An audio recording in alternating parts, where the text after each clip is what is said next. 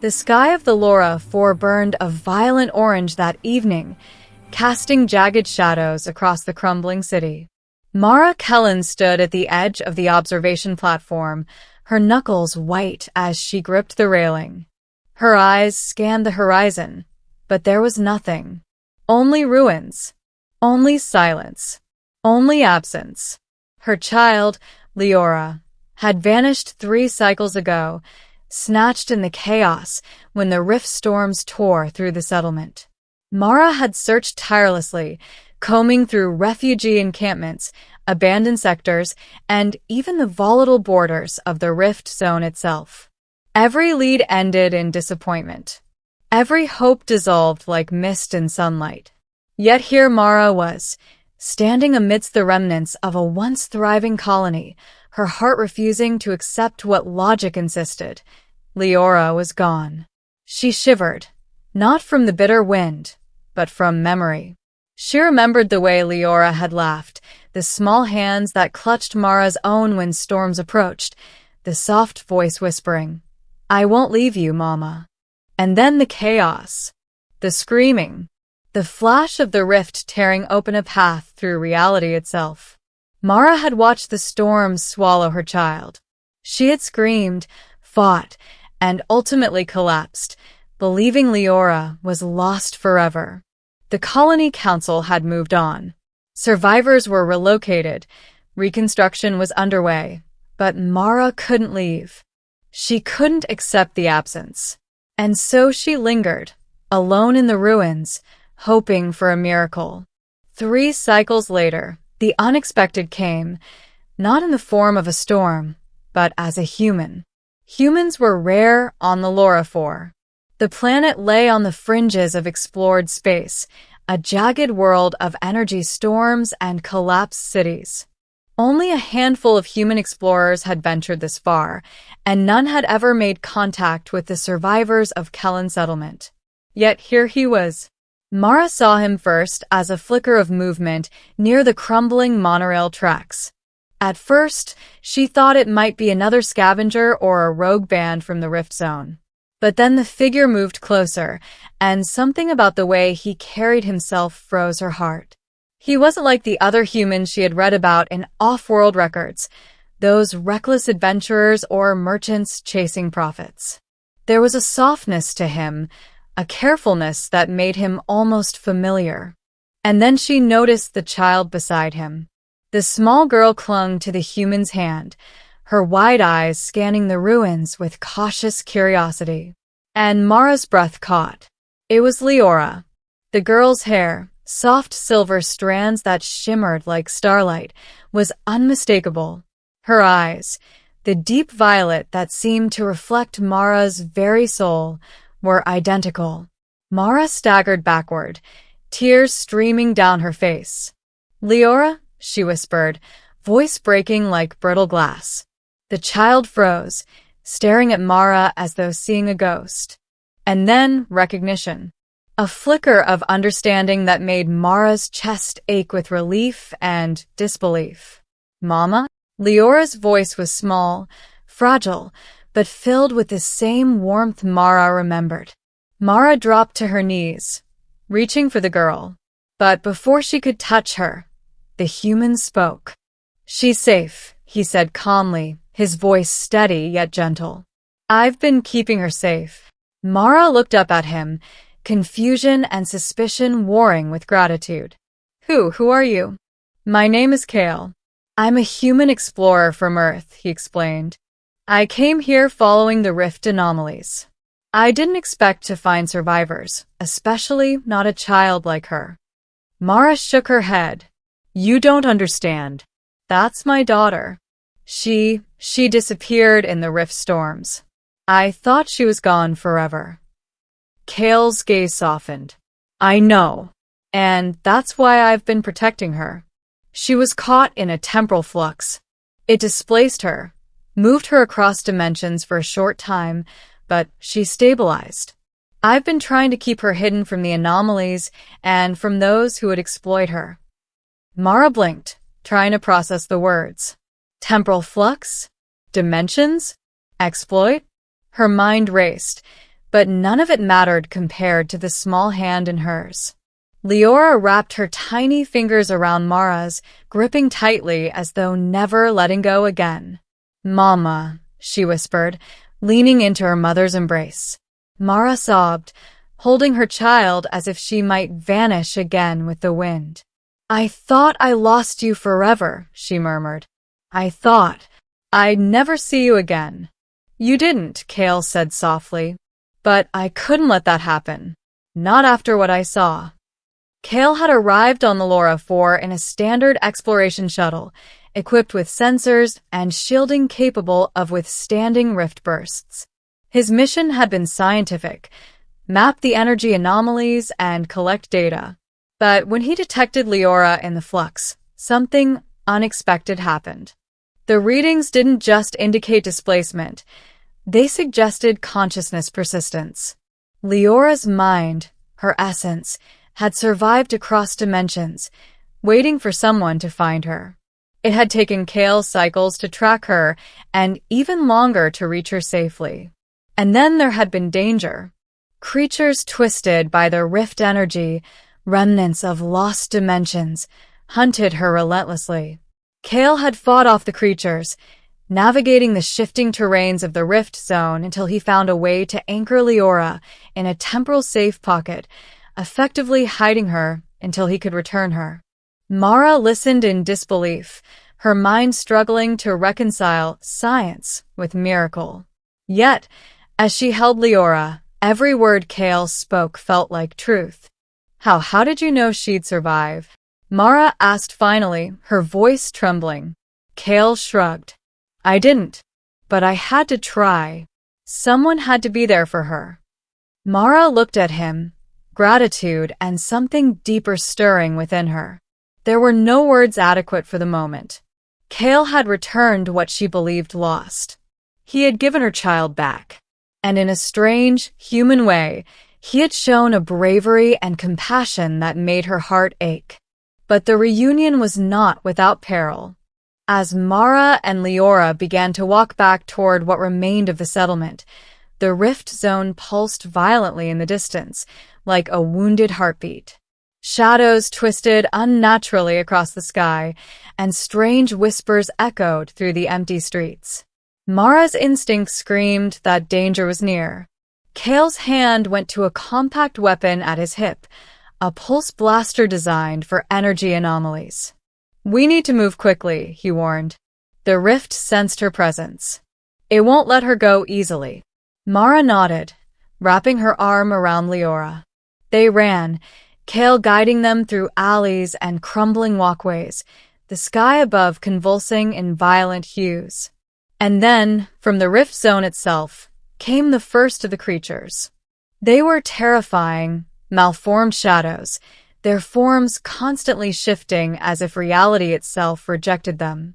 They lunged at Kale, who fired precise bursts of energy that tore through the beings, making them dissipate in showers of distorted light. Mara's heart pounded. Every instinct screamed to protect Leora. Every fiber of her being surged with a ferocity she had never known. And yet Kale fought like a guardian born from the stars, shielding them both. Leora clung to her mother's neck, sobbing quietly, but Mara could see something remarkable in her eyes. The child wasn't just scared. She was alive, resilient, fighting, even from within her small body. They reached the edge of the settlement, where Kale had left a secured shuttle. The craft hummed with energy, its shielding activated. Kale ushered them inside, sealing the hatch just as the shadows lunged again, hitting the barrier with explosive force. Mara held Leora tightly, feeling the small, steady heartbeat against her chest. The storm outside raged, but inside the shuttle, they were safe, for now. Kale piloted the shuttle away from the Laura 4, weaving through pockets of rift turbulence with skill born of desperation and experience. Mara watched him, awe and gratitude mingling with relief. After what felt like an eternity, the shuttle emerged from the rift zone, the sky calm and the stars serene. Mara let out a shaky breath, closing her eyes and letting the exhaustion wash over her. Leora nestled against her, and for the first time in cycles, Mara allowed herself a moment of peace. "You saved her," Mara whispered to Kale, her voice raw. "No," Kale replied, shaking his head. "She saved herself. I just made sure the world didn't take her again." Mara looked at him, seeing something almost humanly infinite in his calm. "Thank you," she said simply. "For everything." Kale nodded, a faint smile brushing his lips. "Just promise me one thing," he said. "Protect her, no matter what comes next." Mara nodded, eyes never leaving Leora. "I promise."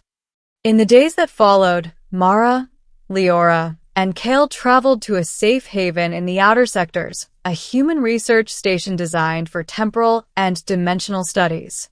The station's scientists were astonished by Leora's survival, recording every detail of her resilience and the unusual energy signature that seemed to emanate from her very being.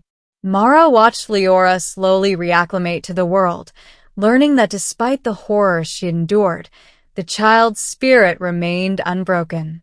Leora laughed again, small hands weaving through Mara's, and Mara felt a joy she had thought impossible. And Kale stayed close, a guardian and friend, never imposing, always present. One evening, Mara found herself standing at a viewport, Leora asleep in the cabin behind her. Kale stood beside her, silent but patient. The stars stretched endlessly before them, and Mara felt an unfamiliar weight lifting from her chest. "She's here," Mara whispered. "She's really here." Kale nodded. "And she will be, as long as we make sure she stays that way." Mara smiled softly. The universe was vast and cruel, but sometimes, rarely miraculously, it was merciful too. And sometimes, those mercies came in the form of a human who refused to let a child be lost forever. She turned to Kale, a quiet understanding passing between them. Words were unnecessary. They had seen what loss could do, and they had witnessed what courage could do in response. Mara returned her gaze to the stars, finally allowing herself to hope again. Leora stirred behind her, murmuring in sleep, and Mara pressed a hand to her heart. No matter what the future held, she would not let her child go again. And somewhere beyond the stars, she knew that the human who had saved them would be watching, ready to face whatever came next. The universe could take many things, Mara realized, but it could not take love. Not when it was fierce enough to defy the rifts, the shadows, and even time itself. And in that love, between mother and child, between the human and the family he had helped restore, there was a power far greater than any storm, any rift, any darkness. It was hope, and it was unstoppable. The alarms on the research station sounded softly at first, polite, restrained, almost hesitant, before rising into a steady hum that vibrated through the metal walls. Kale was the first to react. He was already moving before the lights dimmed, eyes sharp as the holographic displays flared to life. "They found her," he said quietly. Mara's heart sank. She didn't need to ask who they were. Across the viewport, space itself began to distort. Not violently like the rift storms of Valora 4, but deliberately, intelligently. The scientists had warned them this might happen. Whatever had taken Leora once had never truly let go. Leora stirred in Mara's arms, violet eyes opening far too calmly for a child her age. She looked past her mother, past Kale, straight into the warped stars. "It's calling me again," Leora said. Mara tightened her grip. "No. "It doesn't get you." Not now. "Not ever." The station shook as dark, angular shapes emerged from the distortion, constructs made of compressed reality, neither fully alive nor entirely machine. Rift wardens. keepers of balance across fractured dimensions. They'll tear the station apart to reclaim her, Kale said. Unless she goes willingly. Mara turned on him, fury blazing through her fear. Absolutely not. But Leora reached up and touched her mother's cheek. Her small hand was warm. Solid. Real. I'm not going away, Mama, she said gently. Not like before. I know how to come back now. Kale stared at her. You mean you can control it? Leora nodded. The rift didn't just take me. It changed me. I can close the door. There was no time to debate. The wardens breached the outer hull, slicing through reinforced plating as if it were mist. Gravity flickered. Consoles exploded. Screams echoed through the corridor. Kale grabbed a stabilizer pack and strapped it to Leora's back, hands shaking despite himself. If this works, he said, voice tight, you'll anchor every fracture tied to you. The rift will lose its claim. And if it doesn't? Mara asked. Leora smiled up at her mother, the same smile Mara had mourned for years. Then thank you for never giving up on me. No, Mara whispered, tears falling freely now. You don't say goodbye like that. I'm not, Leora replied. I'm saying trust me. The air tore open as Leora stepped forward, light blooming around her like a second sun. The wardens froze mid-motion, their forms unraveling as reality rewrote itself. The rift screamed, not in rage, but in loss. Mara watched, heartbreaking and healing at the same time, as her daughter reached into the impossible and closed it. The light vanished. Silence followed. Then gravity stabilized. The stars returned to their proper places. The station lights steadied, and Leora collapsed. Mara ran. She caught her daughter before she hit the floor, sobbing as she felt the rise and fall of a small chest. Breathing. Alive. Still hers. Kale let out a breath he'd been holding since the Laura 4. Days later, the station council confirmed it. The rift activity across 3 sectors had ceased. Permanently. The wardens were gone. The fractures sealed. Leora would grow up different, touched by something vast, but free. Mara stood at the viewport again, Leora asleep against her shoulder. Kale joined her, quieter now, lighter somehow. She didn't belong to the rift, Mara said softly. She belonged here. With me. Kale smiled. She always did. The universe stretched endlessly before them, still dangerous, still unknown. But for the first time, Mara didn't feel small beneath it. She had lost everything once. And against all odds, she had gotten it back. Not because the universe was kind, but because love refused to let go.